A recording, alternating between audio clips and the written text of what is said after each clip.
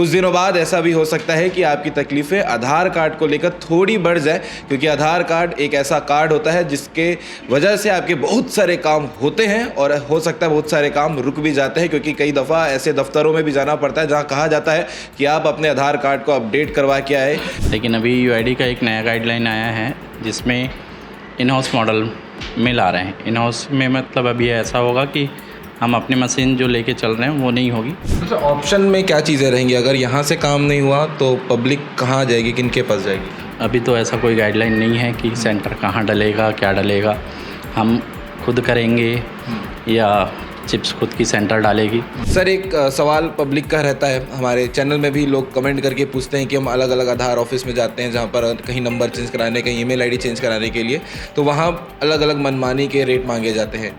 जो काम कराने के पैसे होते हैं वो, इसको लेकर एक बार क्लियर। समय के साथ हो सकता है कुछ चीज़ें बदलाव हो तो परेशानी भी बढ़ सकती है, तो सर ने जो बताया वो जानकारी को आप भी ध्यान में रखें और अपडेट जो आधार में आपको कराना है वो जल्द से जल्द अपने निजी सेंटर पे जाकर आप करवा लें। नमस्कार, जय जोहर, जय छत्तीसगढ़। स्वागत है आप सभी का भिलाई टाइम्स में। लगातार हम आप तक सारी खबरें पहुँचाते हैं जिससे आपके निजी जीवन में जो बदलाव है वो ना हो, निजी जीवन में जो आपकी तकलीफ़ें हैं वो आसान हो जाए। ये सारी खबरें हम आप तक लगातार पहुँचाते रहते हैं।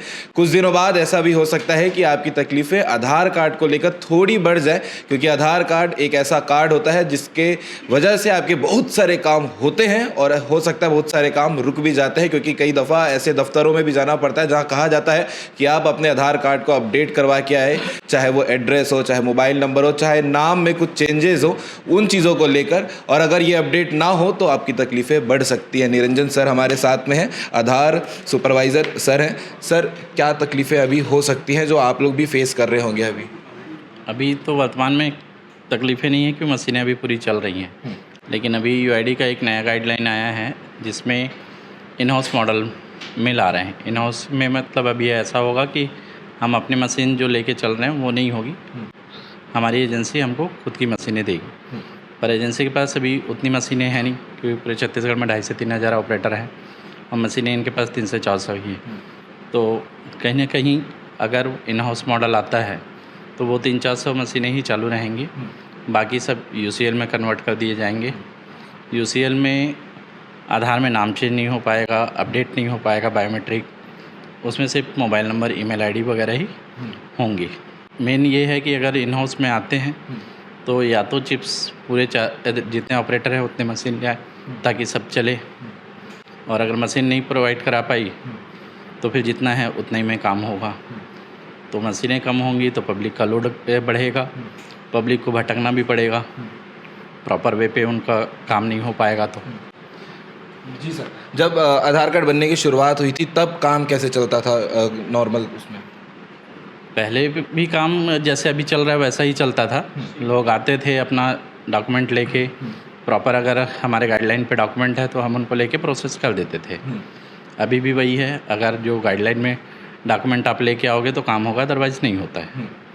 ठीक है, लेकिन अगर इन हाउस मॉडल में आएंगे और मशीनें कम होगी तो ऑपरेटर भी कम होंगे, तो पब्लिक को प्रॉब्लम ये होगी कि आप 10 सेंटर, जैसे आप लोग हैं, हाँ, तो 10 सेंटरों में जैसे पब्लिक बढ़ जा रही है। अभी मान लो उसमें 2 सेंटर हुआ तो वो 10 सेंटर का लोड 2 सेंटर पे पड़ेगा, तो वैसी मारामारी रहेगी। ऑपरेटर के ऊपर भी दबाव रहेगा, पब्लिक भी सपोर्ट नहीं करती है, कोई 2 घंटा खड़ा नहीं रहना चाहता। फिर जो डॉक्यूमेंट प्रॉपर नहीं आने पे भी वो अग्रेसित होते हैं, क्योंकि उनके पास फिर वो सपोर्टिंग डॉक्यूमेंट नहीं है तो उनका काम नहीं हो पाता। बिल्कुल सर, इसके साथ ही जो है अगर ये बोल दिया जाए कि इन मशीनों का प्रयोग नहीं करना है तब कितनी तकलीफ़ें आप लोगों के लिए और बढ़ जाएगी? तो वो तकलीफ़ें ऐसा होगा कि मशीनें उतनी नहीं रहेगी तो हम बेरोज़गार हो जाएंगे। ठीक है, दूसरी चीज़, जनता जो है वो भटकना चालू हो जाएगी, क्योंकि फिर किसी, मान लो पूरे ज़िले में 2 सेंटर है, अब यहाँ पे बैठे कोई उतई का आदमी आ गया या पाटन का है तो उसको उतने दूर से इधर आना पड़ेगा। अभी क्या होता है, हर ब्लॉक में सेंटर्स हैं, हर जोन में सेंटर्स हैं, तो नियरेस्ट जो भी सेंटर है वहाँ पे जाके आदमी करा लेता है।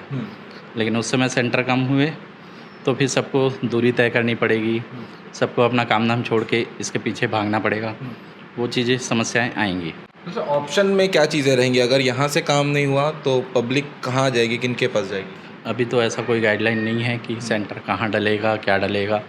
हम खुद करेंगे या चिप्स खुद की सेंटर डालेगी, ये सब अभी कोई संज्ञान में नहीं है हमारे। बट ये चीज़ें चल रही हैं। हाँ, अंदर अंदर चल रही है।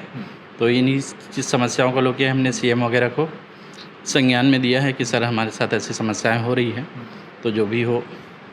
सर अभी जो टेक्निकल मशीन यहाँ पर यूज़ हो रही हैं वो मशीनें किन की है? ये हमारी और खुद आप की जो ऑनर यूज़ कर रहे हैं अभी? ये हमारी खुद की ऑन्ड मशीनें हैं। हाँ। ठीक है। अब जैसे इन हाउस मॉडल में आएगी तो यूआईडी के गाइडलाइन के हिसाब से चिप्स को अपनी मशीनें हमको देनी है, जिस पे हम काम करेंगे। मतलब हमारी मशीन क्या बेकार। मशीनें होती हैं सर? एक बार यहाँ जो सेटअप है उसमें अगर देख के ये एक लैपटॉप है, प्रिंटर है, आइरिस है, स्लैप स्कैनर है, कैमरा है, ये मशीनें हैं पूरी।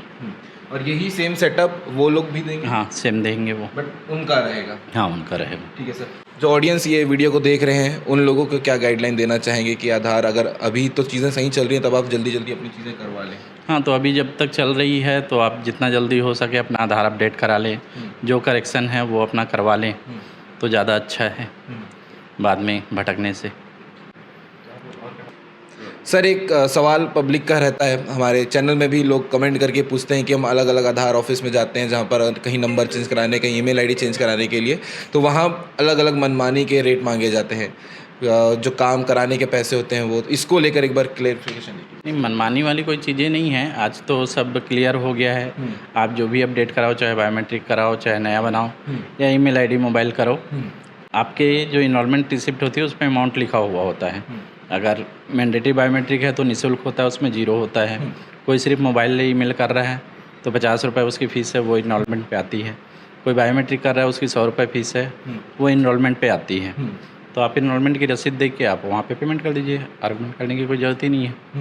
ये जो फीस रेट है वो ऑनलाइन भी अवेलेबल है? ऑनलाइन भी अवेलेबल है, हमारे सेंटर पे भी लगा हुआ है।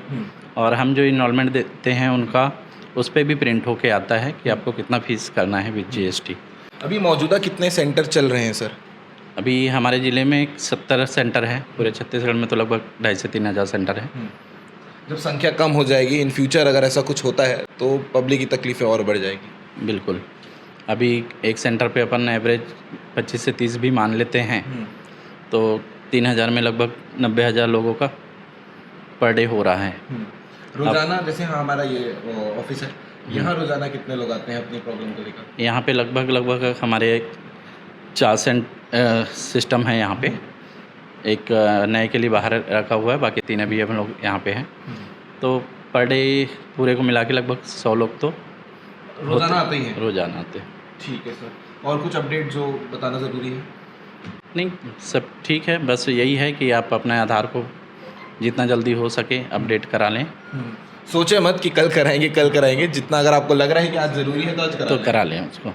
ठीक है। बाकी ये अपडेट ज़रूरी था आप लोगों को बताना। अगर आप भी परेशान हैं अपने आधार कार्ड को लेकर कि आपके नंबर बदलने चाहिए, ये जो भी आपकी आधार कार्ड में अपडेट होनी चाहिए, तो जल्द से जल्द आप भी आगे करा सकते हैं, क्योंकि समय के साथ हो सकता है कुछ चीज़ें बदलाव हो तो परेशानी भी बढ़ सकती है। तो सर ने जो बताया वो जानकारी को आप भी ध्यान में रखें और अपडेट जो आधार में आपको कराना है वो जल्द से जल्द अपने निजी सेंटर पर जाकर आप करवा लें। और ऐसी लगातार अपडेट आपको भिलाई टाइम के द्वारा चैनल में मिलते रहेगा।